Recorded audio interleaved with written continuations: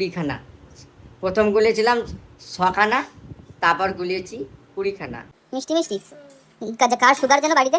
আমার। তাহলে তুমি মিষ্টি কেন খাও? তবু আমি খাই।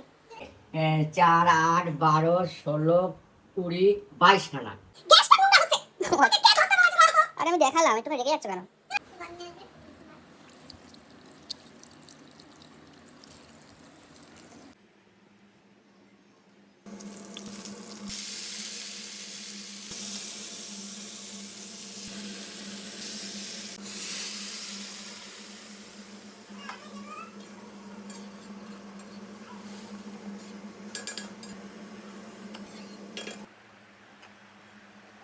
কুড়িখানা। প্রথম গুলিয়েছিলাম 6খানা, তারপর গুলিয়েছি 20খানা। 20খানা গুলিয়ে সব পরিষ্কার করে মিক্সার গ্রাইন্ডারে দিয়ে ফিসাই করে এর মধ্যে রেখেছি। রেখে অর্ধেকটা পাঁচটার মধ্যে দিয়ে সমান করেছি, করে এটা বাকিটা ফ্রিজে রেখে দিয়েছিলাম।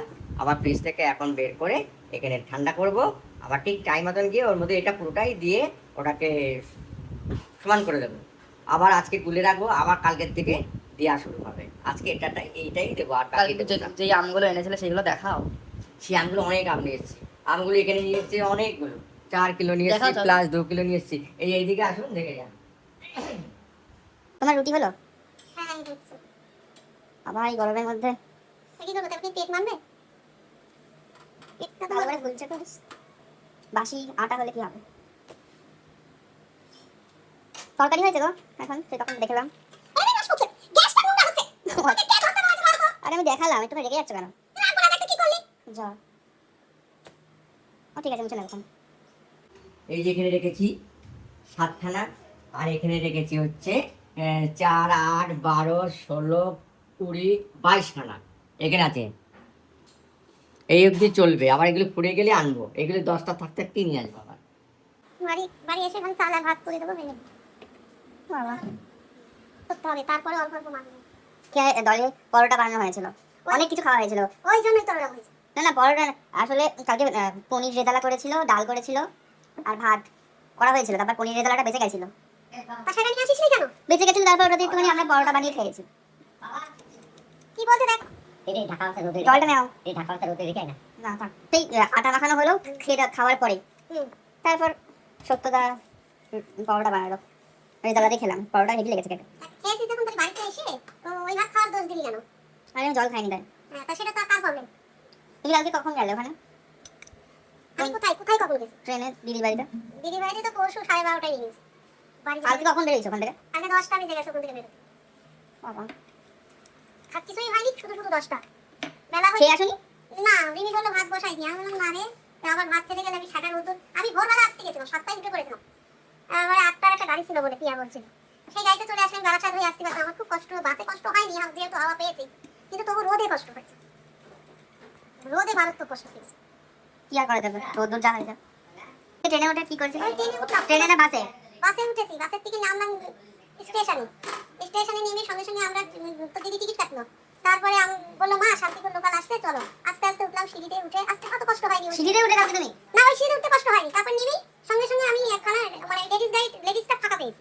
লেডিসে উঠে জায়গাও পেয়েছি, কিন্তু দেখলাম কাকিনাড়া থেকে না শ্যামনগর থেকে একটা বাচ্চা উঠলো। তো আমি দেখলাম দাঁড়িয়ে আছে আমার সামনে। আমি দাঁড়ানো, তাহলে আপনি বসুন, বাচ্চা নিয়ে দাঁড়িয়ে আছেন, আমি দাঁড়ানো। তারপরে উনি বসলেন, বসার পরে আমি দাঁড়িয়ে আছি। তারপর পেছনের দিকে দেখছি আরেকজন উঠে গেল, মানে তখন ইচ্ছা করবো না, উঠে গেল। ইচ্ছাপুরে এসে আর উঠে কি হবে বসে? তারপর তো বসে দাঁড়িয়ে থাকে। তারপরে কলটা ঢুকলো, ব্যারাকপুর আসলাম। তখন রোদ্দুরও তো পড়েছিল, কষ্ট হয়নি তোমার আসতে? কষ্ট তো হয়েছেই, কি করবো, কষ্ট হলে তো কিছু হবে না। ভোরবেলা বেরোলে ঠিক ছিল। ওটাই ভোরবেলা, তুমি কালকে বলছিলি তো ভোরবেলা হ্যাঁ। বেরিয়ে পড়বে, কিন্তু এত দেরি করে বেরোবে আমি কি করে জানবো? ওরা যে অনেক রাত্রে শুয়েছিল। তারপর রিমির বাড়িতে শুয়ে থাকি মনে হয় না দিন আগার। ওদের ওই আলোই ঢোকে না। তারপর ঠান্ডা আছে ঘর দৌড়গুলো, ওদের ওই রাস্তাতেও ঠান্ডা, কিন্তু রাস্তায় বেরোয় যখন স্টেশনের কাছে আসি ওরে আগুন। এই 2 মাস ধরে গরমের দাবদাহ চলবেই, খুব গরম। রোদ্দুর বেরিয়ে গেছে এখন। বাবাকে দিনের বেলা কাজে যেতে দিবি না, বাবা যা হবে বাড়িতে থাকবে।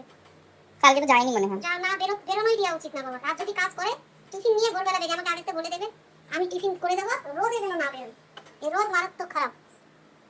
তুমি ওয়ারেসটা খেয়েছিলে পুরো? পুরো বাড়ি খেয়ে দিবে, খাবো। এই তোমার সাদা আলু তরকারি হলো গো, সে কখন বসিয়েছো এখনো হয়নি তোমার? হয়েছে? নুন হয়েছে? হ্যাঁ একদম তো কথা। রুটি দিয়ে খাবো না পরোটা দিয়ে খাবো? আমি তো পরোটা করি। তুমি বলেছো পরোটা করছো। ওকে দাও বুঝা। কি সুন্দর দেখতে হয়েছে। আমি তো বলি কাকে রেজে লাগতে, তাই কিন্তু এই বাবা ভেঙে গেল। কটা রুটি করলে গো? আমরা 4 জন মানুষ 16 খানা রুটি করি। 4 16। ওই আম খেয়ে একটা করে খাবার।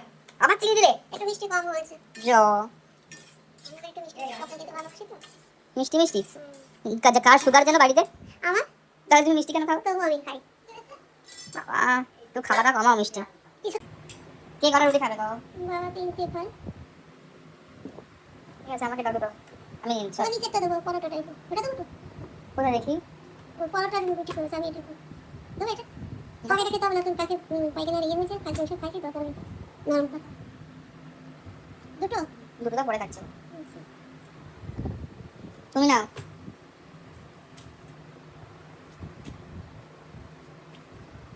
ওষুধ খাও কোথায় ওষুধ তোমার নাও। পান করো। সবসময় পা দিয়ে বসে থাকো, কেন? তরকারি দাও বাবাকে, শুধু শুধু খাচ্ছে। কোনটা নিয়ে আসছে? কটা আনবো? নিয়ে আয়, চারটে নিয়ে আয়। ওখান থেকে না এইগুলো নয়? ডিলেটটা নেই। কেন করো? এইগুলো ভালো। না, একটু পরে আমি নিয়ে নেবো। রাজবে কা ডিজাইনটা দিয়ে আজকে কিন্তু অবশ্যই এরকম নিয়ে নেবে। বাবা হেভি খেতে হবে। নেই এটা এখন। এবার নিয়ে আসবে।